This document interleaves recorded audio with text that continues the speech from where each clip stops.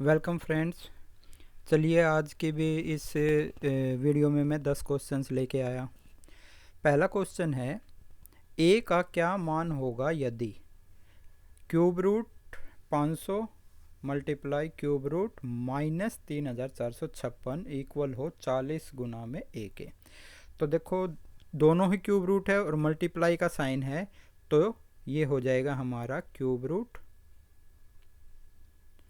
500 multiply में minus 3456 और जो 40 उधर मल्टीप्लाई में है वो इधर नीचे डिवाइड में आ जाएगा, ए की वैल्यू निकल जाएगी। ठीक है, तो सबसे पहले देखो 500 के अगर हम फैक्टर करें तो 500 के फैक्टर क्या होंगे हमारे, 2 से 250, 2 से 125, 5 से 25 और 5 से 5। ठीक है, अब फैक्टर कर लेते हैं हम किसके, 3 4 5 6 के।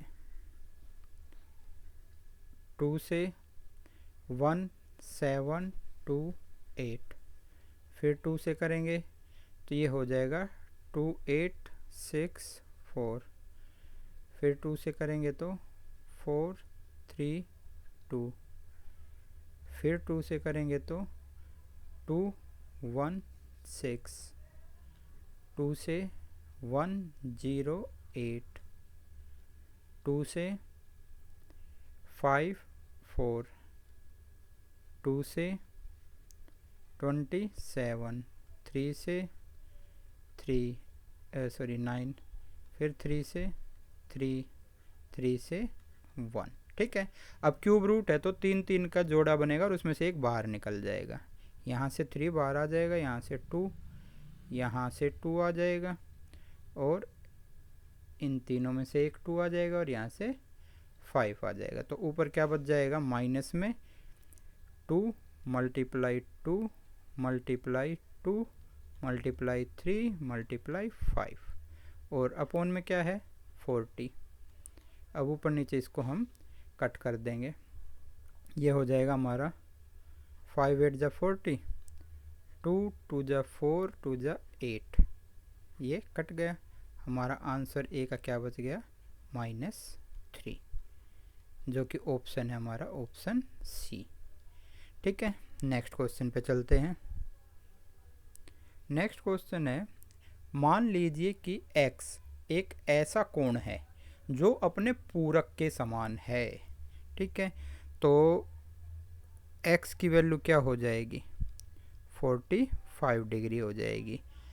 पूरक का हमें पता है, पूरक की सिचुएशन जब आती है तो दोनों का सम क्या होता है, 90 होता है। तो 45 प्लस 45 90 होता है और दोनों ही कोण आपस में इक्वल हो जाएंगे। ऐसे ही बात करते हैं, y एक ऐसा कोण है जो अपने संपूरक के, तो y की वैल्यू क्या हो जाएगी, 90 डिग्री हो जाएगी, क्योंकि संपूरक कोण कौन से होते हैं, जिन दोनों का सम 180 डिग्री होता है और दोनों आपस में इक्वल भी बोला है इसने, तो 90 प्लस 90 180। ठीक है, तो ऐसी सिचुएशन में हमने वैल्यू निकालनी है क्या, 2x प्लस 3y की। तो 2x की जगह 45 आ गया प्लस 3y की जगह 90 आ गया, कितना हो जाएगा, ये हो जाएगा 90, ये हो जाएगा 270। आंसर कितना आ गया, 360 डिग्री, जो कि ऑप्शन हमारा कौन सा है, बी। चलिए नेक्स्ट क्वेश्चन देख लेते हैं।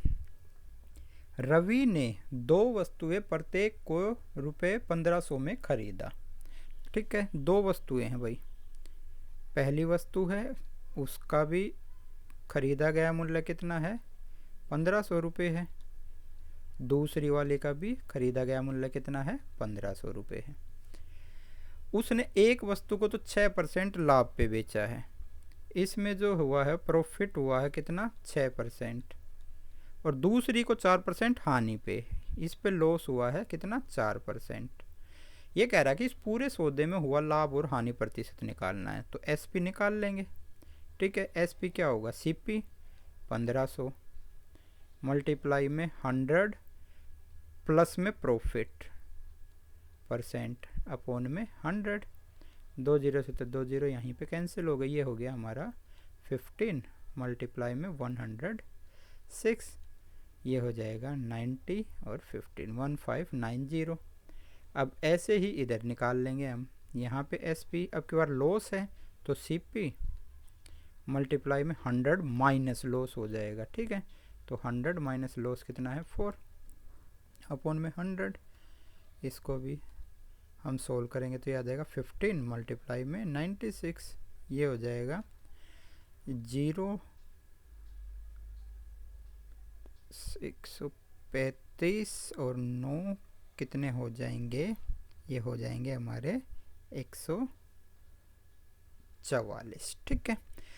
अब यहाँ पे देखो टोटल SP और टोटल CP देख लेते हैं। टोटल CP जब हम देखेंगे तो 1500 और 1500 दोनों को हम प्लस कर देंगे, कितना हो गया 3000 हो गया।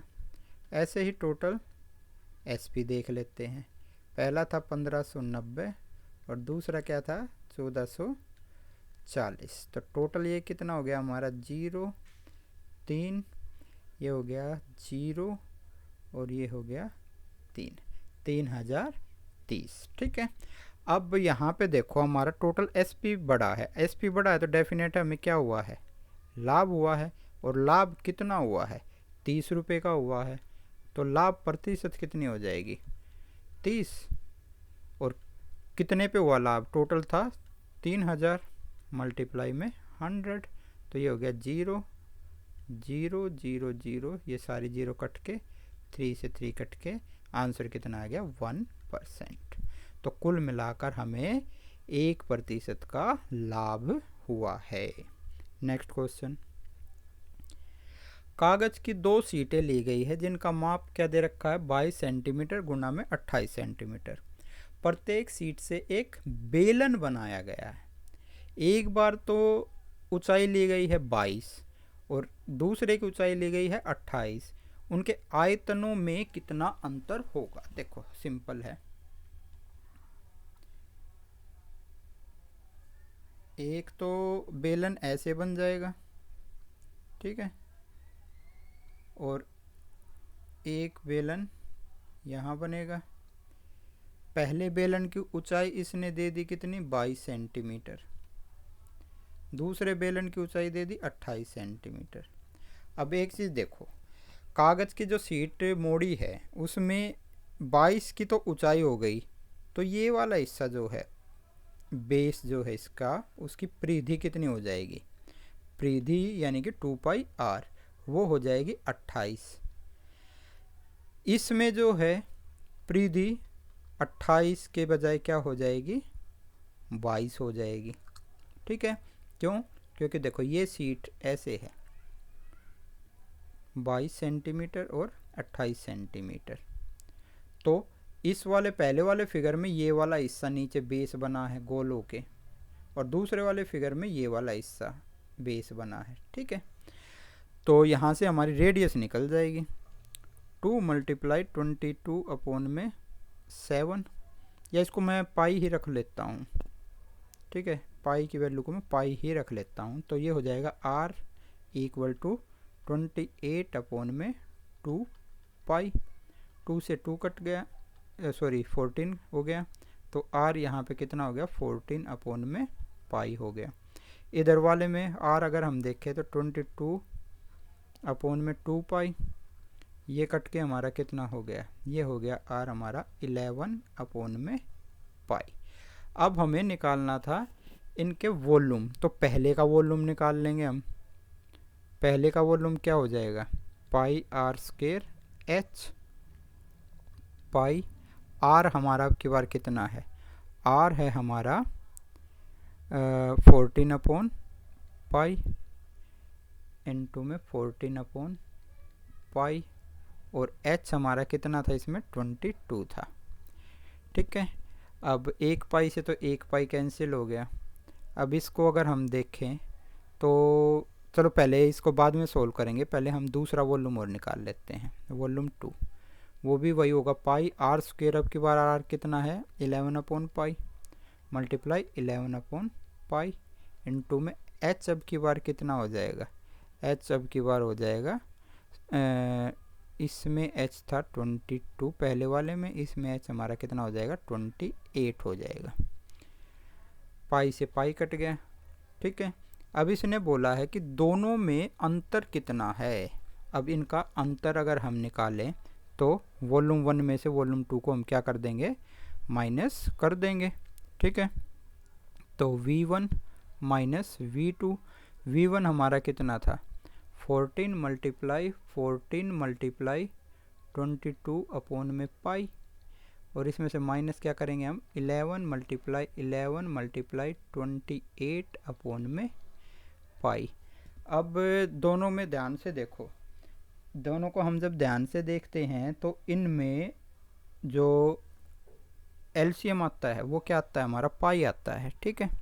तो एलसीएम तो हो गया पाई, ऊपर हमारा कितना हो गया 14, मैं इनकी मल्टीप्लाई ही कर लेता हूँ, ठीक है। तो 14 मल्टीप्लाई 14 तो हमारा कितना होता है 196 होता है, और इसमें भी मल्टीप्लाई किसकी है 22 की है, तो ये हो जाएगा हमारा 4312 हो जाएगा, ठीक है। ये हो गया हमारा कितना 4312। अब ऐसे ही हम कर लेते हैं किसकी 11 मल्टीप्लाई 11 हमें पता कितना होता है 121 होता है, और उसकी भी मल्टीप्लाई कितने से है 28 से है, तो ये हमारा कितना हो जाएगा मल्टीप्लाई करने पर, ये हो जाएगा 3388। अब इसको माइनस कर लेते हैं। माइनस किस में से करना है हमने माइनस करना है 4312 में से, किसको 3388 को, तो ये हमारा आएगा कितना 924, ठीक है। तो ये हो गया 924। पाई हमारा 22/7 होता है, तो 22 नीचे और 7 हमारा कहाँ चला जाएगा ऊपर चला जाएगा, ठीक है। इसको अगर हम कट करते हैं तो 22 4 जा 88, 22 2 जा 44, और इसकी भी अगर हम मल्टीप्लाई करें तो ये कितना आ जाएगा 7 2 जा 14 का 4, 1 कैरी हो गया, 7 4 जा 28 और 1 29 हो गया, 294 सेंटीमीटर क्यूब हमारा आंसर हो गया डी, ठीक है। थोड़ी कैलकुलेशन बड़ी है लेकिन करनी पड़ेगी, इनका कोई भी शॉर्टकट नहीं होता, बस ये कह लो कि मैंने थोड़ा खोल के समझाया, आप डायरेक्ट कैलकुलेशन कर सकते हो। नेक्स्ट क्वेश्चन देख लेते हैं। नेक्स्ट क्वेश्चन है x की पावर 4 प्लस में 4 का एक गुणनखंड है, ठीक है। अब देखो भाई x की पावर 4 को हम क्या लिख सकते हैं x स्क्वायर का स्क्वायर लिख सकते हैं, प्लस में 4 को हम लिख सकते हैं 2 का स्क्वायर। अब देखो फॉर्मूला हमारा अगर जो ध्यान से देखो तो क्या होता है, हमारा फॉर्मूला होता है A square plus B square plus 2ab, ठीक है। तो मैं यहाँ पे अगर अपनी तरफ से प्लस 2a और b करूँ, अब मैं ये एक्स्ट्रा ऐड कर रहा हूँ तो ये एक्स्ट्रा मैं यहाँ से माइनस भी करूँगा, तो same at it is minus कर दो ताकि इसकी वैल्यू पर कोई भी फ़र्क ना पड़े।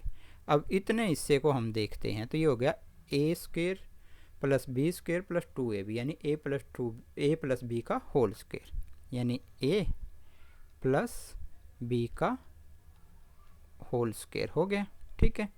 इन दोनों को अगर मैं देखूं तो ये क्या हो जाएगा, ये हो जाएगा 2x का होल स्क्वायर, देखो 2 का स्क्वायर 4, 2 2 जा 4 और x का स्क्वायर x स्क्वायर। अब यहाँ पे देखो, यहाँ पे कौन सा फॉर्मूला बन गया, यहाँ पे बन गया A square minus B square. यहाँ पे मैं लिख भी देता हूँ, पहले जो मैंने फॉर्मूला लगाया वो फॉर्मूला लगाया मैंने A square plus B square plus 2ab equal to A plus B का होल स्क्वायर, ठीक है।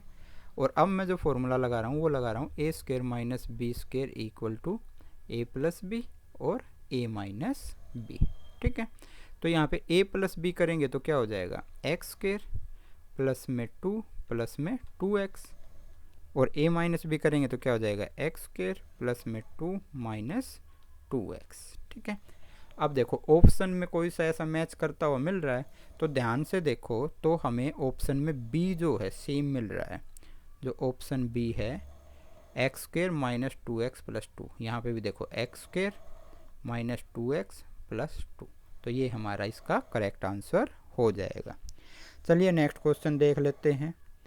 नेक्स्ट क्वेश्चन हमारा 5 प्रेक्षणों x, x plus 1, x plus 4, x plus 6 और x प्लस 8 का माध्य 11 है। हमें क्या निकालना है? प्रथम 3 प्रेक्षणों का माध्य निकालना। तो सबसे पहले तो देखो इनका हमें x की वैल्यू निकालनी पड़ेगी। अब माध्य क्या होता है? सभी को जोड़ दो, x plus 2 plus x plus 4 plus x plus 6 plus x plus 8 upon में। अब ये कितने थे टोटल? टोटल थे ये 1, 2, 3, 4 और 5। तो डिवाइडेड बाय 5 हो गया, इक्वल टू 11 हो गया। ठीक है, ये हो गए हमारे 1x, 2x, 3, 4 और 5। 5 तो हो गए x, जमा में 2, 2 और 4 6, 6 और 6 12, 12 और 8 20, divided by 5 into 11। Cross multiply अगर हम करते हैं तो ये हो जाएगा हमारा कितना? 5x plus 20 equal to 55। 5x equal to कितना हो गया हमारा? 55 माइनस 20। अब इसको आगे देखें तो ये हो जाएगा हमारा कितना? 5x इक्वल टू 55 में से 20 गए तो 35। तो x इक्वल टू कितना हो गया? 35 अपोन में 5 यानी कि 7 हो गया। अब पहले 3 का निकालना है, तो पहले 3 अगर हम देखें तो क्या हो जाएंगे? पहला तो x यानी कि 7 हो गया, दूसरा x प्लस 2 है यानी 7 प्लस 2 9 हो गया, तीसरा x प्लस 4 है यानी 7 प्लस 4 11 हो गया। 3 का निकालना तो डिवाइडेड बाय 3 हो गया। इनको देखें तो ये हो गया हमारा 27 अपॉन 3, तो 3 9 जा 27। तो आंसर हमारा कौन सा हो गया? Option A. ठीक है, तो हम पहले 5 से x की वैल्यू निकाल लेंगे, फिर पहले 3 से हम आंसर निकाल लेंगे। नेक्स्ट क्वेश्चन है m का वह मान जबकि हमारे पास अवेलेबल है क्या? 2/9 की पावर 3 है, मल्टीप्लाई। अब 4/81 है, तो 4 हमारा 2 का स्क्वायर होता है और 81 हमारा 9 का स्क्वायर होता है। ठीक है, और उसकी भी पावर कितनी है? -6 है, तो वो मल्टीप्लाई हो जाएगी। यहाँ पे है 2/9 की पावर 2m माइनस 1। यहाँ पे क्या हो जाएगा? 2/9 की पावर, मल्टीप्लाई में तो पावर जुड़ जाती है, ये 3 है और ये कितना? -12 है, तो ये कितना बचेगा हमारा? -9 बचेगा, इक्वल 2/9 की पावर 2m माइनस 1। अब बेस सेम है तो पावर भी सेम हो जाएगी। 2m माइनस 1 इक्वल टू -9 हो जाएगा। 2m इक्वल टू -9, 1 उधर जाएगा प्लस का, तो 2m इक्वल टू कितना हो गया? -8। m इक्वल टू कितना हो जाएगा? -8/2। m की वैल्यू कितनी आ गई भाई? -4। ऑप्शन हमारा कौन सा हो जाएगा? बी हो जाएगा। चलिए नेक्स्ट क्वेश्चन देखते हैं। नेक्स्ट क्वेश्चन है हमारा 2m माइनस 1/2m। ठीक है, 2m minus 1/2m equal to दे दिया कितना? 2। अब यहाँ पे भी वही चीज़ आती है कि हम अपनी तरफ से कुछ प्लस करेंगे, कुछ माइनस करेंगे या फिर मल्टीप्लाई करेंगे, तो वही सेम चीज़ डिवाइड करनी पड़ेगी। अगर मैं यहाँ मल्टीप्लाई करता हूँ 2 की, ठीक है, तो वही 2 हमें नीचे भी रखना पड़ेगा 1/2m, ताकि वैल्यू पे कोई भी फ़र्क ना पड़े। अब देखो इन दोनों में से 2 कॉमन अगर मैं निकालता हूँ तो यहाँ बच जाएगा m बच जाएगा, और यहाँ पे क्या बच जाएगा? माइनस में यहाँ पे बच जाएगा, ऊपर 1 बच गया क्योंकि 2 बाहर जा चुका है, और नीचे क्या बच गया? 2 2 जा 4m बच गया, इक्वल टू 2। तो यहाँ पे m माइनस 1/4m इक्वल कितना हो गया? 2, और वो 2 यहाँ पे मल्टीप्लाई में था तो डिवाइड में आके 1 हो गया। अब मैं स्क्वायर करूँ दोनों तरफ तो ये हो जाएगा m माइनस 1/4m का स्क्वायर, तो इधर किसका स्क्वायर हो जाएगा? 1 का स्क्वायर हो जाएगा।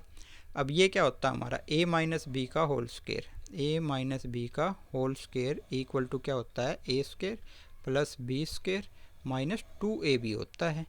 तो ये हो जाएगा m स्क्वायर प्लस में बी स्क्वायर 1 का स्क्वायर 1 और 4m का स्क्वायर कितना हो जाएगा 16m स्क्वायर हो जाएगा, माइनस 2ab 2, ए की जगह क्या था m था और b की जगह क्या था 1 अपॉन में 4m था, इक्वल टू तो 1 है ही है, 1 का स्क्वायर 1 ही होता है, m से m कट गया, 2 से 2, ये हो गया हमारा m स्क्वायर प्लस में 1 अपॉन में 16m स्क्वायर इक्वल टू 1 तो था ही और ये माइनस में तो उधर जाके प्लस हो जाएगा 1 अपॉन 2, तो ये कुल मिलाकर हमारा कितना आ गया 1 अपॉन 2, जो कि ऑप्शन हमारा कौन सा है बी। चलिए नेक्स्ट क्वेश्चन पे चलते हैं।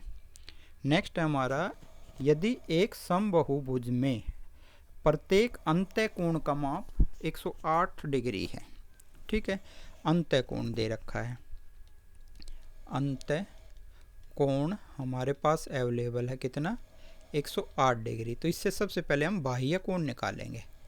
बाह्य कोण निकालने के लिए सीधा सा सिंपल है तरीका कि 180 में से इसको माइनस कर दो, 180 में से 108 माइनस होगा तो कितना बचेगा हमारा, ये बच जाएगा हमारा 72,